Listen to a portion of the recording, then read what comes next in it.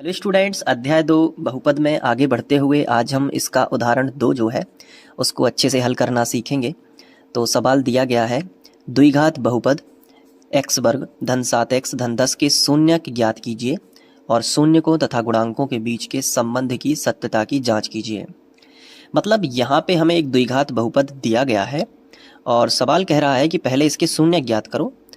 तो जब शून्य ज्ञात हो जाएंगे तो फिर उसकी जांच करनी है, किन किन के बीच में, शून्यकों और गुणांकों के बीच में। तो एक सूत्र लगेगा यहाँ पे, हम उसका भी यहाँ पे देखेंगे कि कैसे इस्तेमाल करते हैं।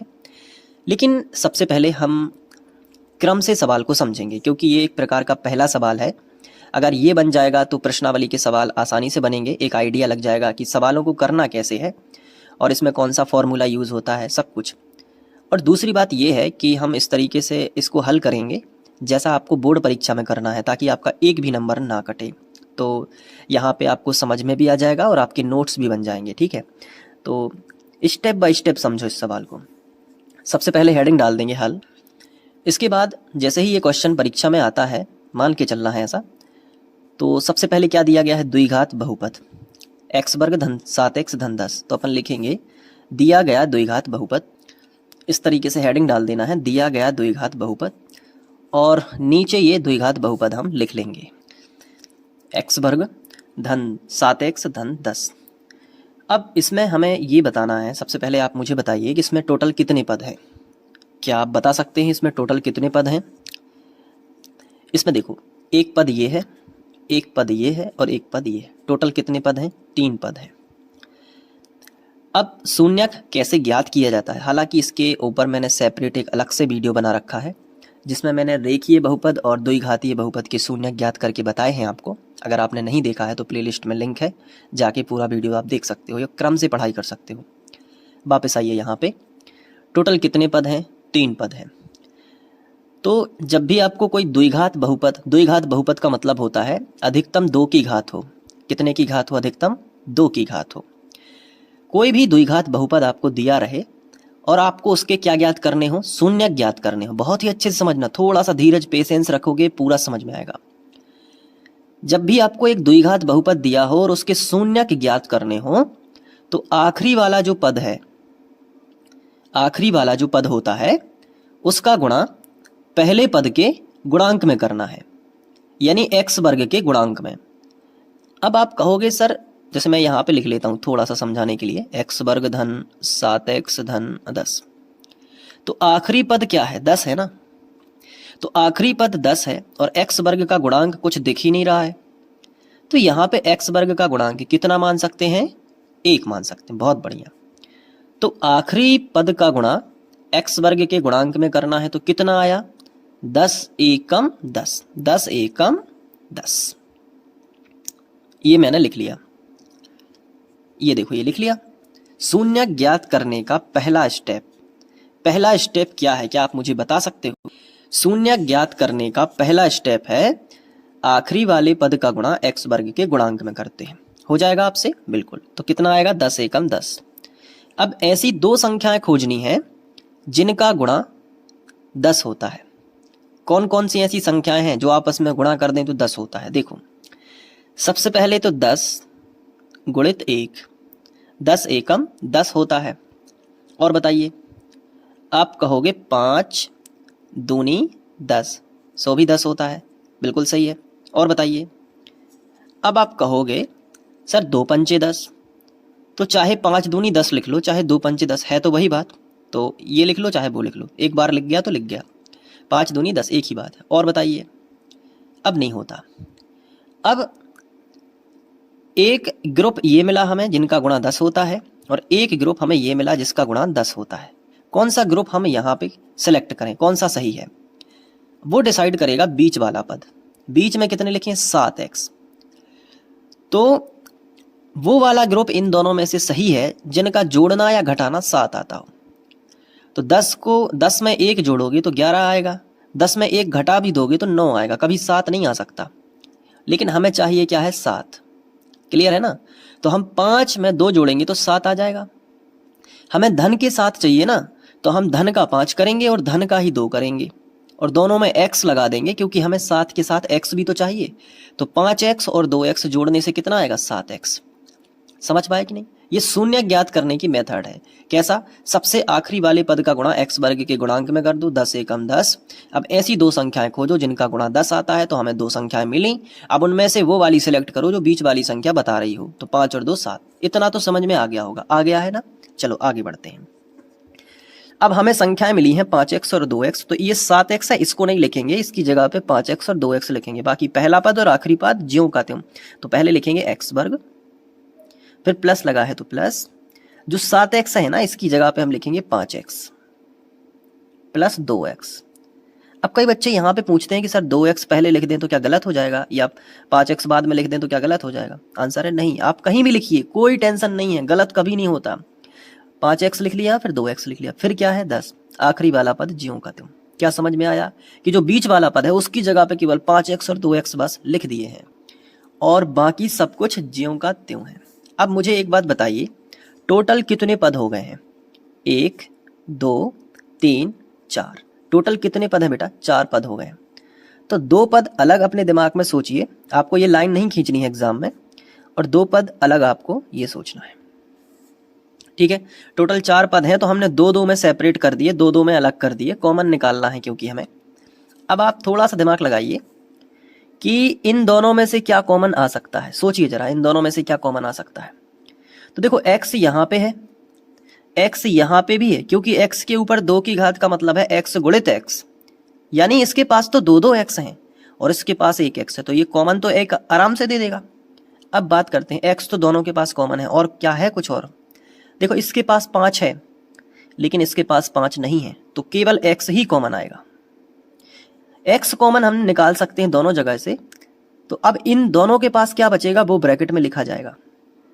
क्या बचेगा बताओ? पहले के पास गए, पूछा भाई साहब तुम्हारे पास क्या बचा, तो उसने कहा, अपनी स्टोरी बताई कि देखो x कॉमन निकल गया तो 1 बच गया था मेरे पास x, क्योंकि मेरे पास 2 थे। प्लस है तो प्लस लगा लिया। इससे पूछा तुम्हारे पास क्या बचा, उसने कहा कि x मेरा निकल गया तो मेरे पास केवल 5 बचा, तो ब्रैकेट में ये बचा।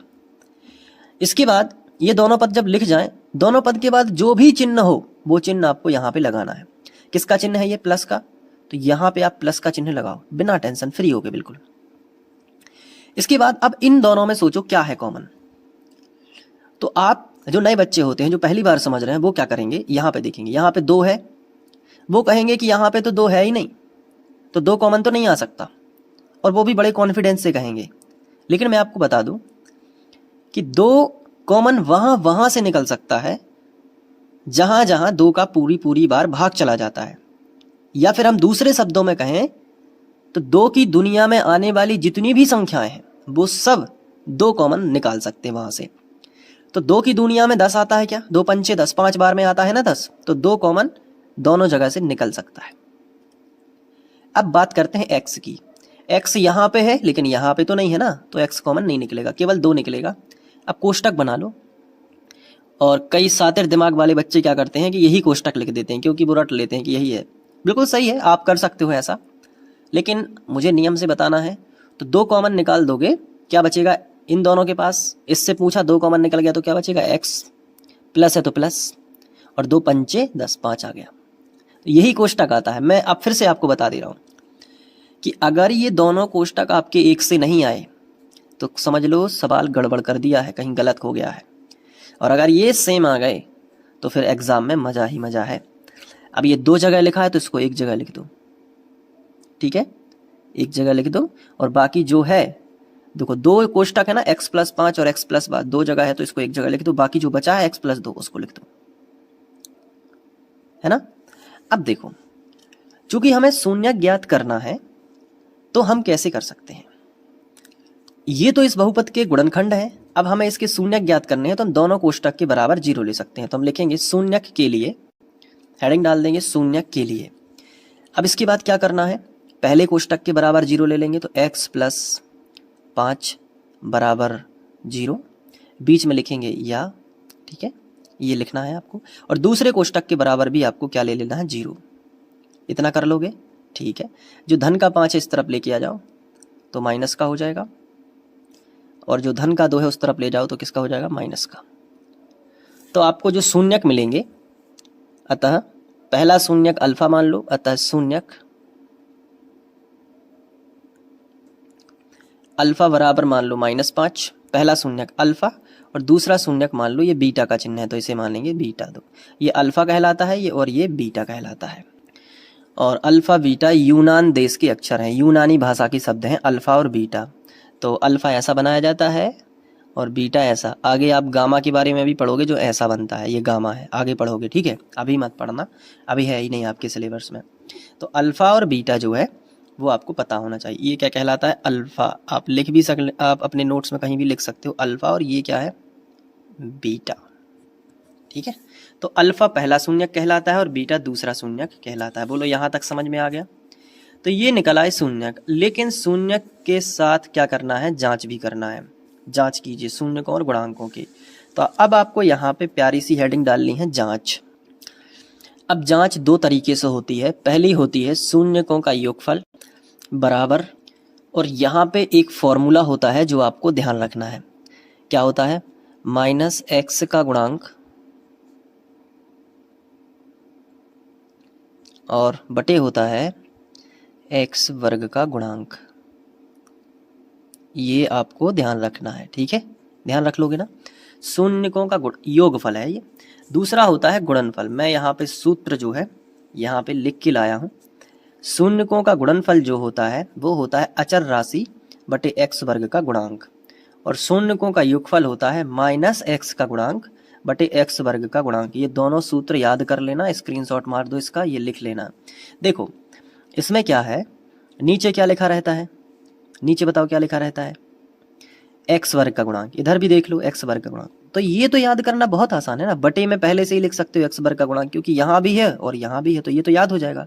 सिर्फ योगफल में होता है -x का गुणांक और गुणनफल में होता है अचर राशि। इतना याद नहीं रख पाओगे क्या? योगफल में होता है -x का गुणांक और गुणनफल में होता है अचर राशि। बोलो याद हो जाएगा ना? हो जाएगा ना याद? बिल्कुल सही है। चलो अब ये हमने लिखा योगफल के लिए। शून्यक कौन कौन से हैं? अल्फा और बीटा। तो इनका योगफल क्या होगा? अल्फा प्लस बीटा बराबर, थोड़ा अंतर दे दे के लिखना क्योंकि ये बटे वाला है, और फिर ये फिर से, मतलब ये उत्तर तक चलेगा आखिरी तक। अब इसके बाद जो योगफल है वो क्या है? Alpha plus beta. तो अल्फा का मान जो है, ये तो हमने झोंका त्यों लिख लिया था। अल्फा कितना है? -5। तो अल्फा के नीचे क्या लिखना? -5। फिर प्लस है तो प्लस, और फिर बीटा कितना है? बीटा है 2 बराबर, ये फिर से ज्यों का त्यों, ये देखो लिख लिया। अब देखो -5 और +2 है, तो क्या बचेगा? -3 बचेगा। 5 में से 2 का कितनी बची? 3 बटे कुछ नहीं है तो 1 कर लो बराबर, और ये फिर से ज्यों का त्यों लिख दो। यहाँ पे एक चीज बस करेक्ट करना है, सॉरी, यहाँ पे देखो +2 इस तरफ आएगा तो -2 हो जाएगा, तो यहाँ -2 हो जाएगा, तो यहाँ -2 होगा, ये मिस्टेक हो गई थी। तो यहाँ क्या होगा? -7 हो जाएगा। 5 और 2 माइनस की जुड़ के -7 बटे 1 बराबर, और ये जो है ये फिर से ज्यों का त्यों लिखोगे, यानी -x का गुणांक और बटे क्या आ जाएगा? x वर्ग का गुणांक, है ना। अब देखो यहाँ पे माइनस और माइनस दोनों जगह से कट जाएंगे, तो क्या बचेगा? 7 बटे 1 बराबर x का गुणांक, और बटे क्या हो जाएगा? x वर्ग का गुणांक। तो x का गुणांक कितना है? 7। क्या सच में है 7? आइए देखते हैं। जो हमारा द्विघात बहुपद दिया गया था, इसमें जो x का गुणांक है वो वास्तव में 7 ही तो है, यानी कि जांच हो गई है कि x का गुणांक कितना होना चाहिए? 7। सही है। अब आगे देखो, x वर्ग का गुणांक कितना है? 1 है। क्या सच में है? एक बार देख लेते हैं। x वर्ग का आगे कुछ भी नहीं लिखा है तो 1 ही माना जाएगा। यहाँ पे जांच करने से पता चला कि जो कि सत्य है। क्या लिखेंगे? जो कि सत्य है।